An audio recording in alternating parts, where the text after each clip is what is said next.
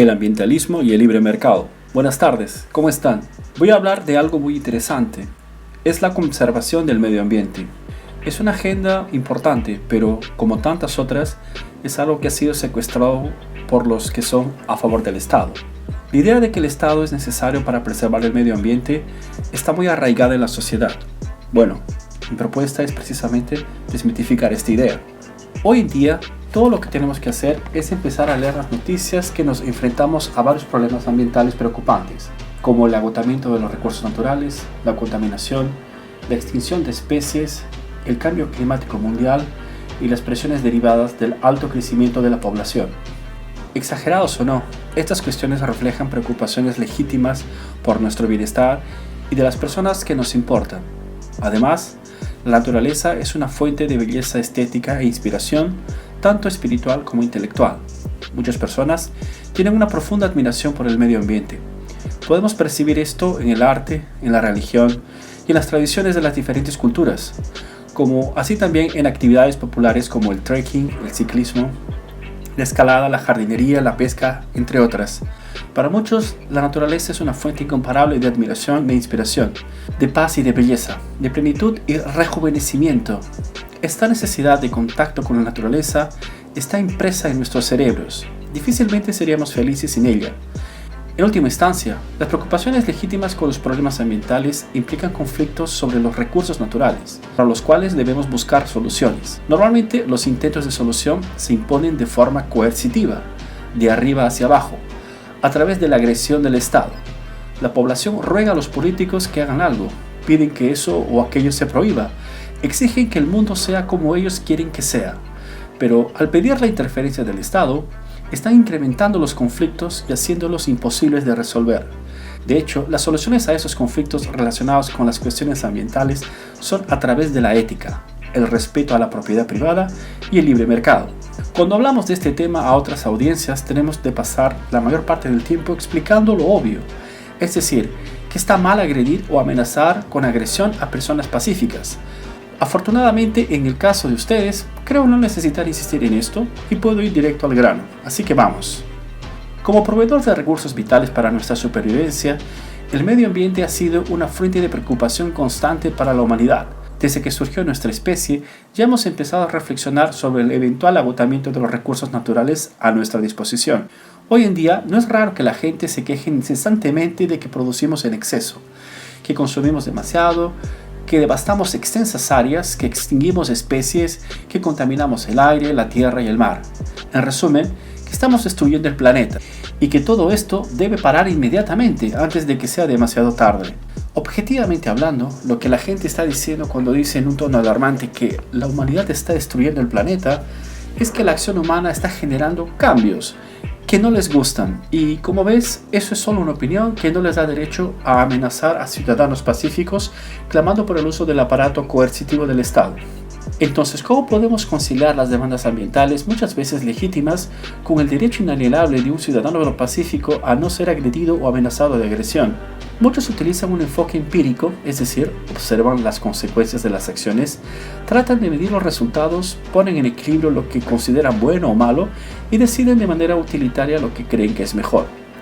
Para ello, suelen reunir datos, utilizan números e interpretan estadísticas. En casos como estos, hay una frase popularizada por Mark Twain bastante pertinente. Hay tres tipos de mentiras: mentiras, malditas mentiras y estadísticas. Esto se debe a que las estadísticas se utilizan a menudo para justificar argumentos débiles. Lo entendemos bien hoy en día en el caso del fraude.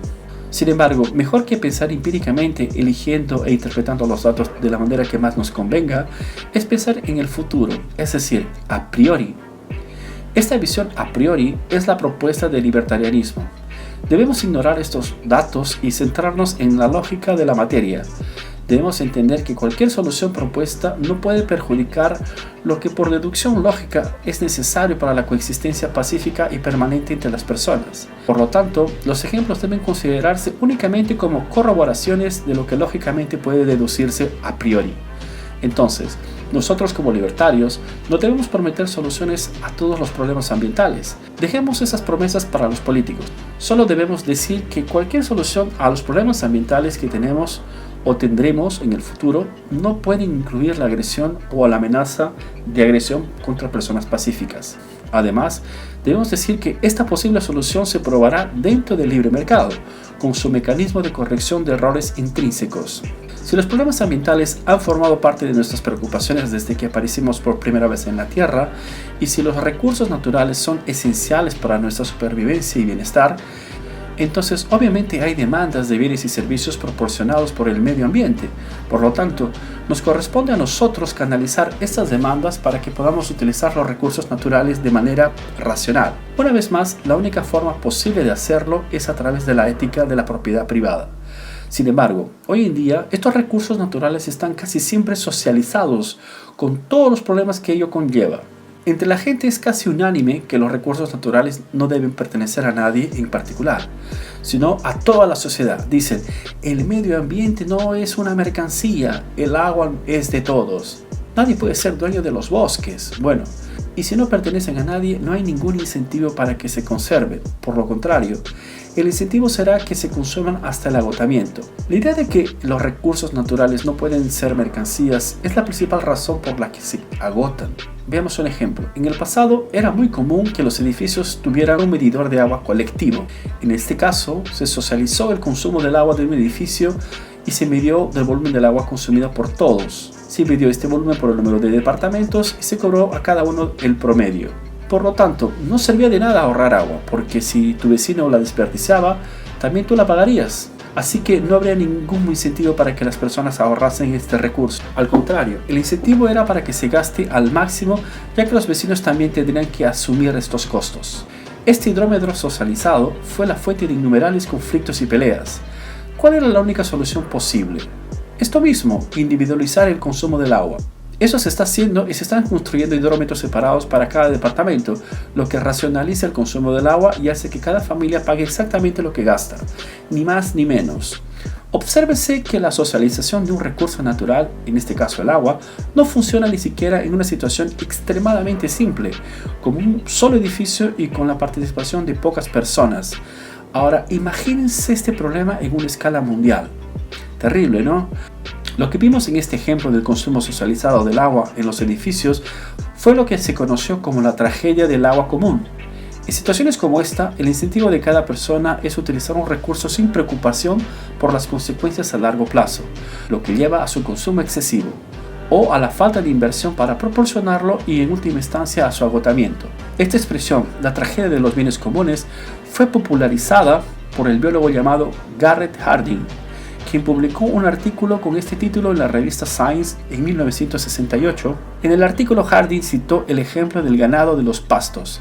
Cuando el pasto era privado, el agricultor limitaba su uso de manera que el rebaño siempre tuviera plantas para alimentarse. Ya cuando el pasto se compartía con otros agricultores, se utilizaba en exceso, porque si el rebaño de un agricultor no consumía pronto las plantas, los rebaños de los otros agricultores lo harían, por lo que los pastos se agotaban rápidamente.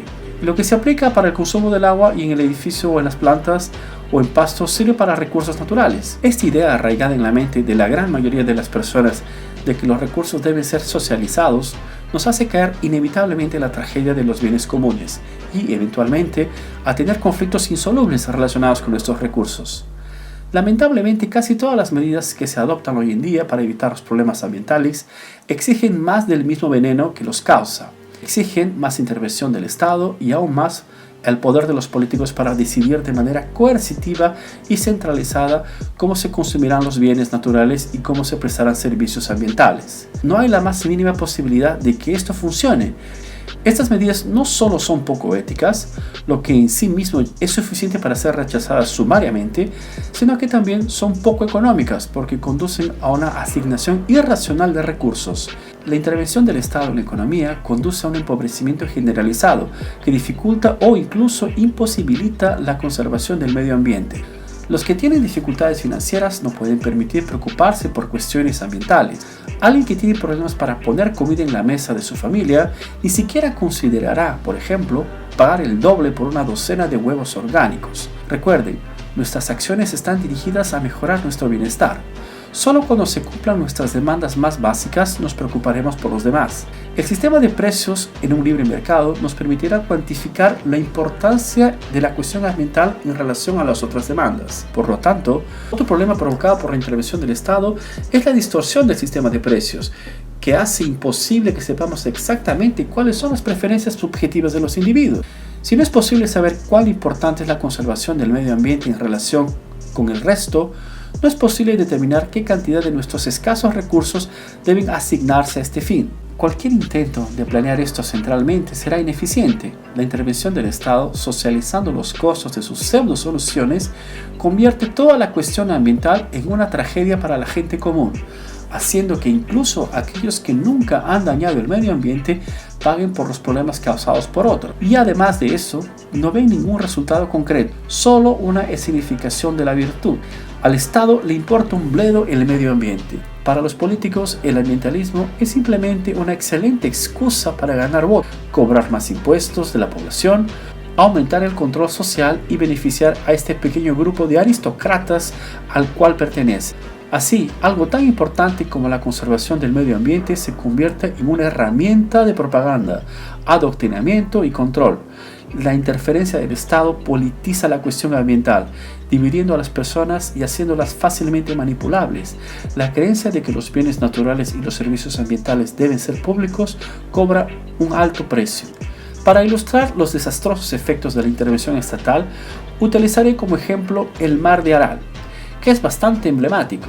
El Mar de Aral está situado en Asia Central, entre Kazajistán meridional y Uzbekistán septentrional. Se abastece principalmente de los ríos Amu Daria y Sirdaria. Hasta 1960 era el cuarto lago de agua salada más grande del mundo, con unos 68 kilómetros cuadrados de superficie, mayor que muchas ciudades y países europeos. En ese momento, la región formaba parte de la Unión Soviética y estaba sujeta a la planificación central del gobierno socialista de Moscú. Mises ya había advertido 4 décadas antes que en el socialismo el cálculo económico es imposible, lo que conduce necesariamente a una asignación irracional de los recursos, incluyendo los recursos naturales.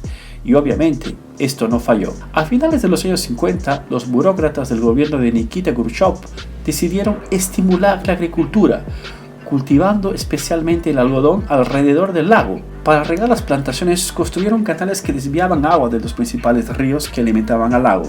De toda esta agua desviada, entre 1 y 3/4 partes según la época, se perdió por infiltración y evaporación. A partir de 1960, sin sus principales fuentes de agua, el lago empezó a secar. Además, sin el agua dulce de los ríos que lo abastecían, su salinidad empezó a aumentar.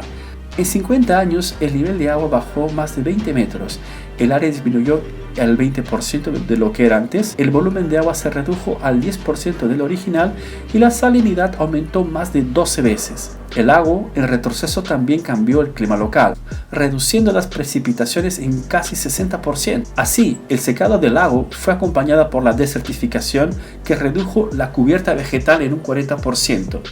Sin la protección de la vegetación, la frecuencia de las tormentas de arena aumentó enormemente. Gracias a la salinización, la desertificación y la erosión, se perdieron 6 millones de hectáreas de tierra cultivable. Para compensar la disminución del volumen de agua y la calidad del suelo, se utilizaron plaguicidas en las plantaciones de algodón, lo que provocó un problema de contaminación. La ictiofauna del lago fue brutalmente impactada. La industria pesquera, que en su apogeo empleaba 40.000 personas y que era responsable por una sexta parte de todo el pescado consumido en la Unión Soviética, se derrumbó. Todo ello repercutió en la población local, que hasta el día de hoy tiene una baja esperanza de vida y una alta tasa de mortalidad infantil. No es casualidad que la tragedia del Mar de Aral haya sido considerada el peor desastre ambiental de la historia. Este relato es solo uno de los varios casos de intervenciones que pensaron que sabían lo que era mejor para la sociedad y utilizaron los fusiles del Estado para imponer agresivamente sus políticas. En mayor o en menor grado, todas las políticas públicas son así. El socialismo, al violar nuestro derecho natural a la autopropiedad, hace que los recursos naturales sean necesariamente infrautilizados o sobreutilizados. Además, crea conflictos insolubles y se alimenta de ellos para aumentar el grado de control social. La escritora Andy Rand escribió una vez: "Podemos ignorar la realidad, pero no podemos ignorar las consecuencias de ignorar la realidad. En el caso del medio ambiente, aunque ignoremos que los recursos naturales son escasos, tratándolos como derechos y buscando su socialización, la realidad llamará a nuestra puerta. Caeremos en la tragedia de los bienes comunes. Habrá un incentivo para el agotamiento de estos recursos y surgirán diversos conflictos, cuyos ganadores serán siempre determinados por la fuerza. Por lo tanto, si realmente queremos resolver estos problemas, la solución es el libre mercado. Es privatizar los recursos naturales. En primer lugar, la privatización de estos recursos es la única solución ética. La ética de la propiedad privada puede deducirse lógicamente y es universal. Es válida para cualquiera, en cualquier lugar y en cualquier momento. Como tal, previene los conflictos, protege a los más débiles y nos da una base legal clara para castigar a los que no la respetan y para restituir a los que son desrespetados. Siguiendo esta ética, un recurso natural será de quien primero se apropie de él o de quien lo reciba de otros a través de un intercambio voluntario. Una vez privatizados, los recursos naturales pueden comercializarse en un libre mercado, cuyos precios, ahora libres de distorsiones estatales, reflejan fielmente las preferencias subjetivas de las personas. Tenemos varias demandas de las cuales la protección del medio ambiente es solo una. Hoy en día, dada la interferencia económica del Estado, no tenemos forma de saber la posición exacta de la protección del medio ambiente dentro de esta lista de necesidades. Solo el sistema de precios en un libre mercado nos permite medir la importancia de las cuestiones ambientales en relación a las otras demandas. Déjenme contarles otra historia, por cierto muy ilustrativa. En la década de 1840, una plaga destruyó los cultivos de papas en el norte de Europa, lo que provocó una gran hambruna. Millones de personas quedaron desnutridas, muchas de ellas murieron y muchas se vieron obligadas a emigrar, lo que provocó un gran descenso en la población. La disminución de la oferta de este bien natural provocó un aumento del precio no solo de la papa en sí, sino también de otros alimentos. Esta es simplemente la ley de la oferta y la demanda, algo de lo que no podemos escapar. Una vez más, llenos de buenas intenciones, los trabajadores de la justicia social podrán gritar: ¡qué absurdo! Estos agricultores eran capitalistas malvados, la población está muriendo, están subiendo los precios. El gobierno debería haber intervenido y controlarlo todo. Bueno, si el gobierno hubiera intervenido, el problema solo habría empeorado. Un control de precios habría tenido dos consecuencias negativas. El precio artificialmente bajo de los alimentos habría llevado, en primer lugar, a un agotamiento casi inmediato de todos los pequeños stocks que habría y, en segundo lugar, a la ausencia de incentivos para que los empresarios tratasen de normalizar esta oferta. A medida de que las cosas fueron tomando su curso, los altos precios de los alimentos hicieron que algunas personas arriesgaran su propio capital y tiempo con la esperanza de que más adelante pudieran obtener más beneficios, ofreciendo aquellos bienes tan raros y buscados. Una de esas personas fue el agrónomo inglés John Bennett Lawes, quien en esa misma década, en 1840, desarrolló el superfosfato y puso en marcha la industria de los fertilizantes químicos, lo que provocó un aumento brutal en la producción agrícola y fue fundamental para la solución de la crisis. Entonces, vean que lo que salvó a los europeos no fueron las buenas intenciones de nadie, sino el deseo de lucro de empresarios como Lawes. Y ese es el papel fundamental de los empresarios. En una economía de libre mercado, se anticipan y tratan de ofrecer lo que creen que es deseado.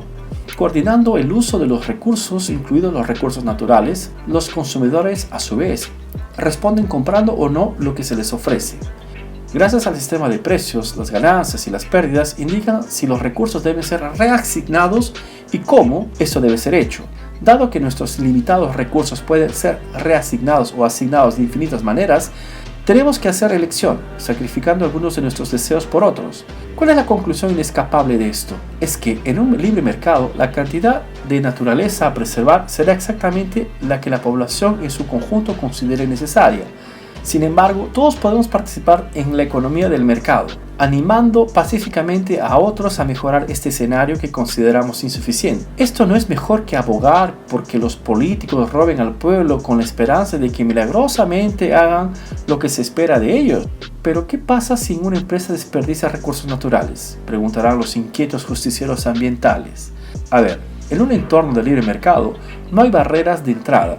Dado que los recursos son escasos y que los empresarios buscan el beneficio, existe un fuerte incentivo para utilizar el menor número posible de estos recursos. Si una empresa es dirigida de manera irresponsable, gastando más recursos naturales de los que necesita, hay todo un incentivo para que otros tomen su lugar.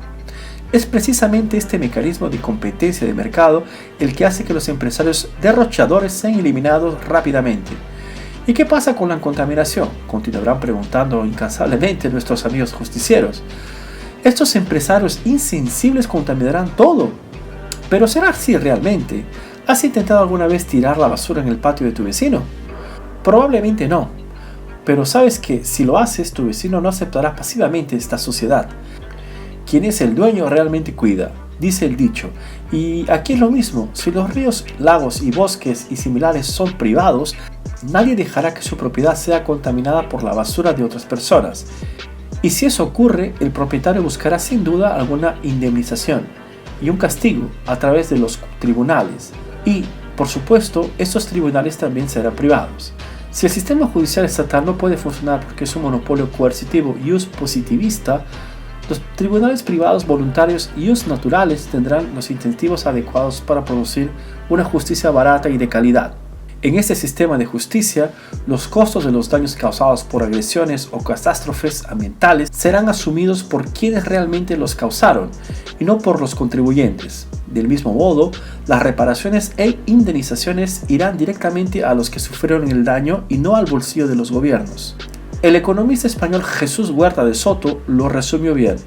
La mejor manera de preservar la naturaleza es extender la creatividad de los emprendedores y los principios de libre mercado a todos los recursos naturales, lo que requiere su completa privatización y una correcta definición y defensa de los derechos de propiedad. Sin estos derechos, nos dice Huerta, el cálculo económico se hace imposible, se impide la correcta asignación de recursos a las soluciones de las demandas, a sus solicitudes y se fomenta todo tipo de comportamiento irresponsable que conduce el agotamiento y destrucción injustificable de diversos recursos naturales.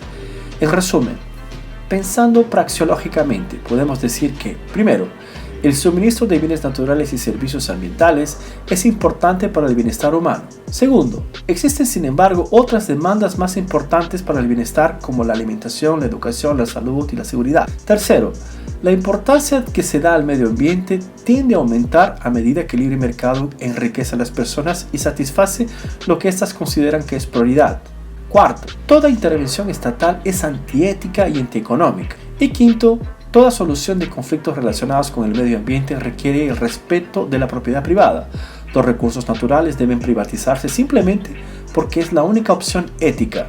De hecho, toda esta conferencia podría resumirse en una sola frase. Solo eso es suficiente. Sin embargo, la única solución ética es también la mejor económicamente, porque crea valor, genera riqueza y nos hace tener la cantidad exacta de naturaleza que la sociedad considera ideal.